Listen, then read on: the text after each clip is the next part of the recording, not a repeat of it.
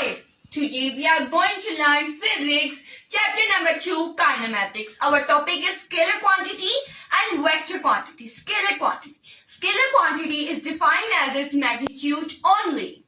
Vector is that physical quantity which need magnitude as well as direction to describe it completely. Let's take an example. The example of vector quantity is displacement. Displacement means the shortest distance. It has a direction and as well as the magnitude too. Distance and displacement. Distance is the actual length of the path. Its symbol is meter and it is a scalar quantity having no SI in it. Bye. Displacement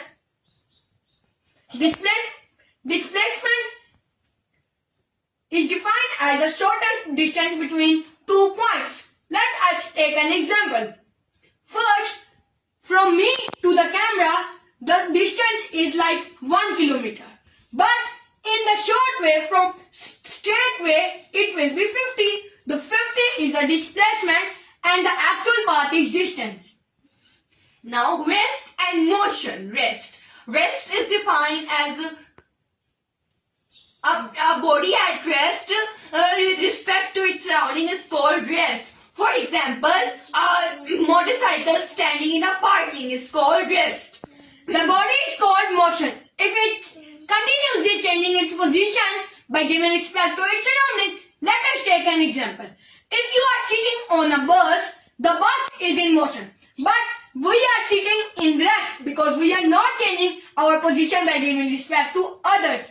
And the bus is also moving its position by giving respect to the passengers. Next, we will learn about resultant vector.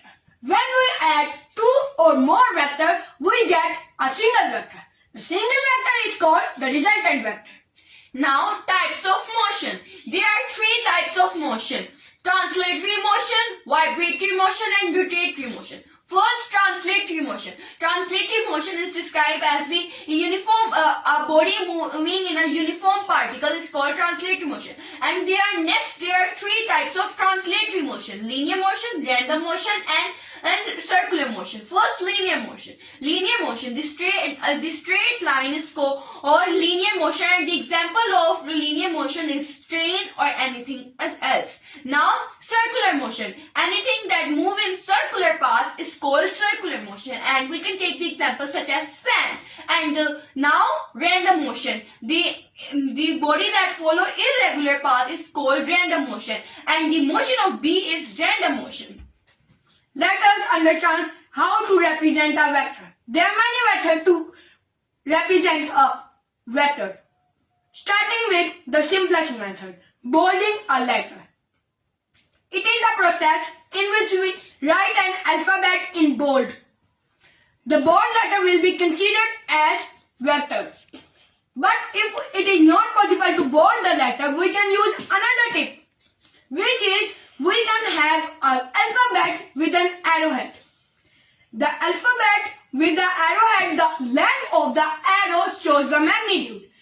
And the direction of the arrow shows the direction of the vector. There is one more step to represent a vector. It is graphical method, in which the first vector head is connected to the last vector end. Let us understand the head to tail rule. By head to tail rule, 2 or more vectors can be added to give a resultant vector. Its reverse process is also possible. The given components are called the component of vector.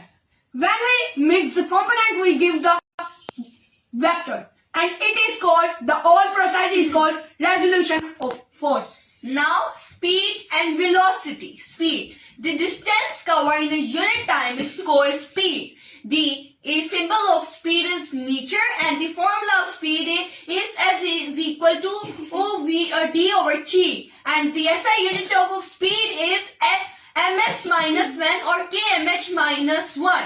It is a scalar quantity. Now, velocity. The net displacement covered in a unit time is called velocity. Velocity is a vector quantity. its SI unit is also ms minus 1 or kmh minus 1, and its formula is D is equal to S over T, and that's it. Now I will. If you learn from Now